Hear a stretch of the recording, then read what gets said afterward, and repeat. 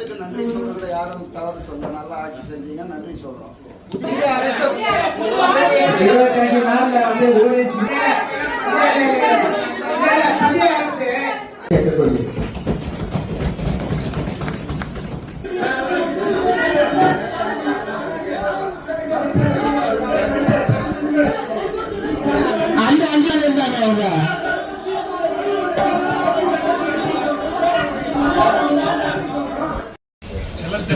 இந்த சப்ஜெக்ட்ல அப்ஜெக்ஷன் இருக்கிற மண்டபம் பெரும்பான்மை அப்ஜெக்ஷன் உள்ள மண்டபம் வந்து சிலர் எதிர்ப்புன்னு சொல்றீங்க, சிலர் ஆதரவுறீங்க.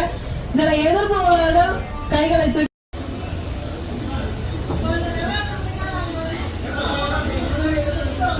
43, 44, 45, 40 230 பில்லு பாஸ் பண்ண வந்திருக்கு. இன்னும் முன்னால் போட்டது எது போட்டது, யார் பில்லு போடப்பட்டது?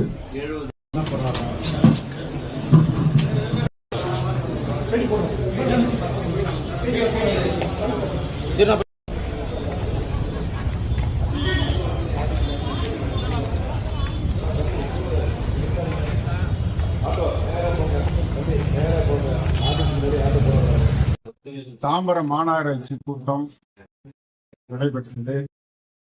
இது 4 ஆண்டுகளாக ஒரு கோரிக்கை முன்வைத்து ஏற்கனவே இருந்த நாட்டு தொட்டியை கடந்த நகரமன்ற உறுப்பினர் நகரமன்ற தலைவர்கள் மூடிவிட்டு புனித தொட்டியை கட்டிவிட்டார்கள். அதுக்கு அருகாமையிலே இடம் இருக்கின்றது.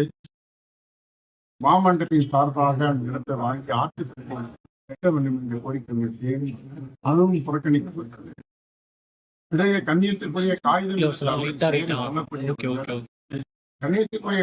எடுத்து அவருடைய சமாதியில் புறாம்பட்டிய வாழ்ந்த அவர் இடத்தில் பேருந்துகளை உடைத்து கண்ணியத்துக்குரிய காகிதம் எடுத்து கொடை பேர வையுங்கள் என்று கோரிக்கை வைத்தேன். அதுவும் கிடப்பிலே போடப்பட்டது. இப்பொழுது 50வது மாமன்ற உறுப்பினர் ஆசன் இந்த சூழ்நிலையில் தொடர்ச்சியாக ஆரம்ப சுகாதார நிலையம் அங்கே அமைக்கப்பட்டிருக்கிறது. அந்த மையத்துக்கு தொடர்ச்சியாக மருத்துவர்கள் என்று கோரிக்கை வைத்து நீண்ட நாளுக்கு பிறகு மருத்துவரை நியமித்தார்கள். பிறகு மேலே டயாலிசிஸ் என்று என்னுடைய கோரிக்கையை எடுத்து இந்த மாவட்டத்துக்கு தீர்மானம் நிறைவேற்றப்பட்டு டயாலிசிஸ் என்று கொண்டு வரப்பட்டது.